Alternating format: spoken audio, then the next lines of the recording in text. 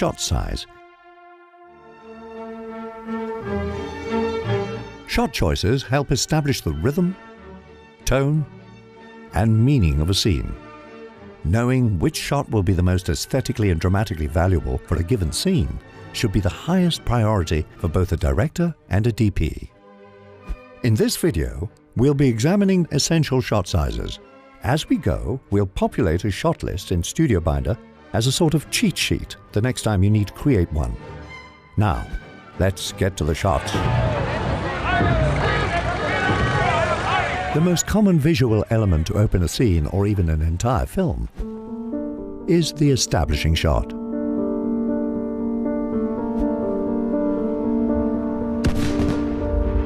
It is typically wide enough to establish the geography, time of day, show the scale of subjects in relation to their environment, and is often used to transition between scenes. With genres like science fiction, where entirely new worlds need to be introduced, the establishing shot is crucial. Blade Runner 2049 opens with a series of establishing shots.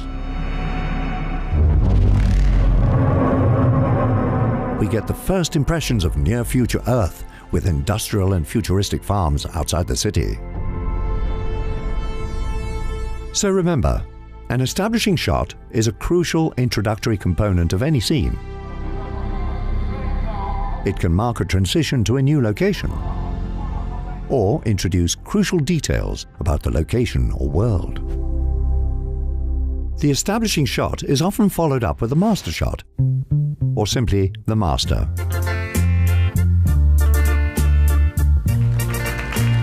Like the establishing shot, a master shot confirms the location and geography of the scene. It also clarifies which characters are in the scene and where they are in relationship to each other. Go on, sit down. Go ahead. Talk to each other. Sit down. Hey, Mr. Einstein. Here we see a master from The Godfather Part 2 framing the Corleone family around a dinner table. Hey, Sally, get in here. The majority of this scene is played in the master to emphasize the family's close-knit relationship. Your country ain't your blood, you remember that. I don't feel that way. Until Michael drops some devastating news. Well, if you don't feel like that, why don't you just quit college and go to join the army? I did. I enlisted in the Marines. Mikey, why didn't you come to us? What do you mean? I mean, Pop had to pull a lot of strings to get your deferment. I didn't ask for it. I didn't ask for a deferment. I didn't want it. What's the wrong? Come on, knock it off. Come on. But it also helps make Michael split from the family visual from this to this. Stupid. And we feel the emptiness around him that much more. Remember, the master captures the scene playing out in its entirety, providing the editor with something to cut out to, if necessary. Moving on. Wide shot, WS. Let me tell you about my boat.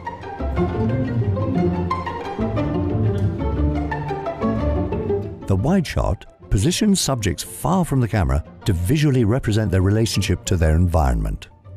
This is distinct from the establishing shot, which is about location. The wide shot is principally concerned with the scale of the subject. I'm finished.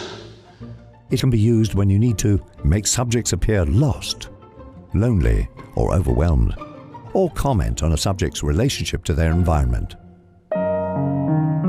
In this wide shot from Phantom Thread, we can see the characters Alma and Reynolds dwarfed by a messy ballroom. Paul Thomas Anderson could have ended the scene with close-ups to capture their characters' emotions.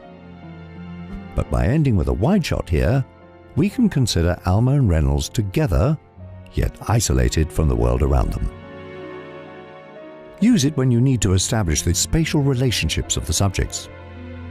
Make statements using distance, depth, or size. Our next subject, full shot. When a subject's entire body reaches from the top to the bottom edges of the frame, the shot is defined as full. With a full shot, it's not necessary to put the subject in the center of the frame, but notice how often this is the case.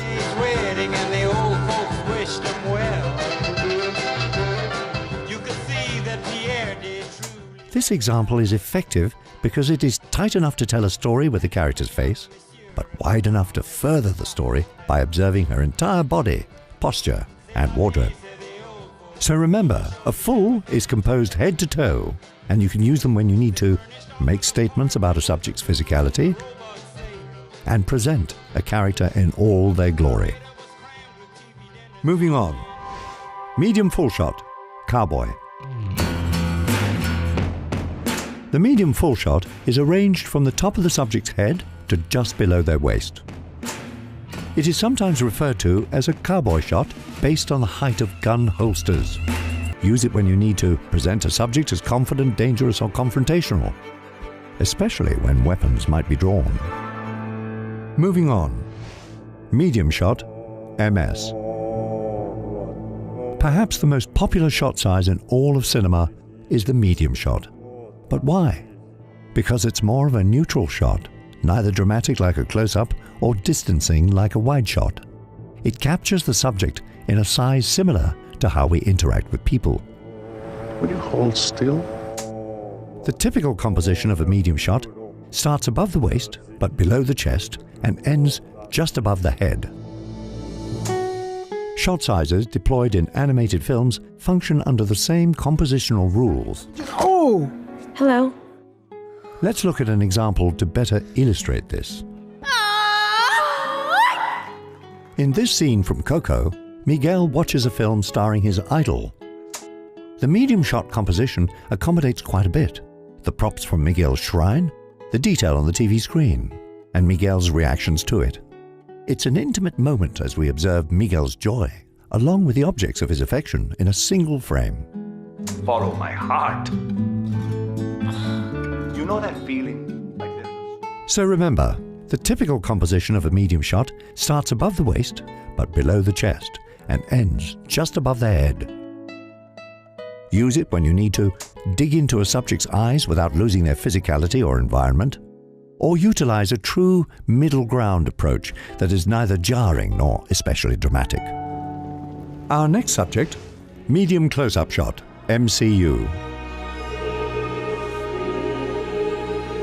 When a shot frames a subject from mid-chest to just above their head, it is referred to as a medium close-up. Medium close-ups are about reducing distraction and prioritizing story and character details. Use it when you need to get intimate with a subject without losing their physicality. Perhaps I treated you too harshly. Here, the villainous Thanos snaps his fingers during the climactic moments of Avengers Endgame. With this shot size, we have room for the Infinity Gauntlet, and Thanos' look of cruel satisfaction in thinking he has won. But when he fails, this medium close-up is designed to also capture his reaction.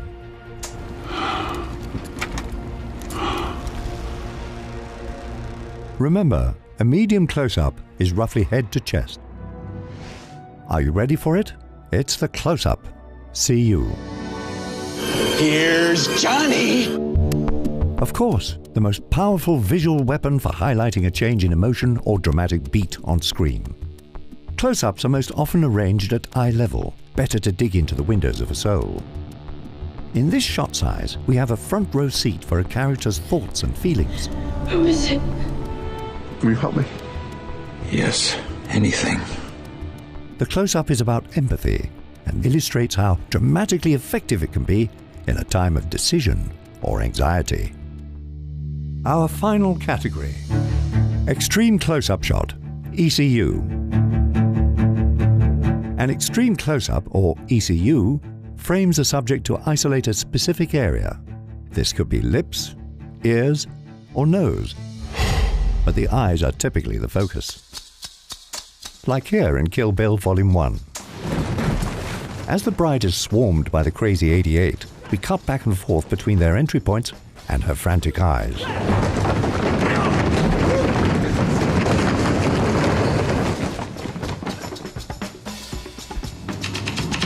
But when the function of a specific prop or an intimate detail is necessary, filmmakers will often rely on the insert shot.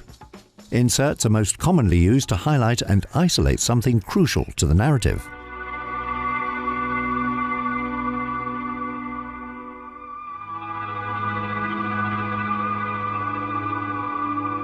So remember, an extreme close-up or an insert shot is one of the greatest tools for emphasis.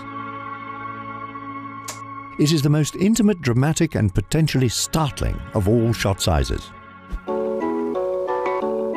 So, this is our shot list made in Studio Binder so far.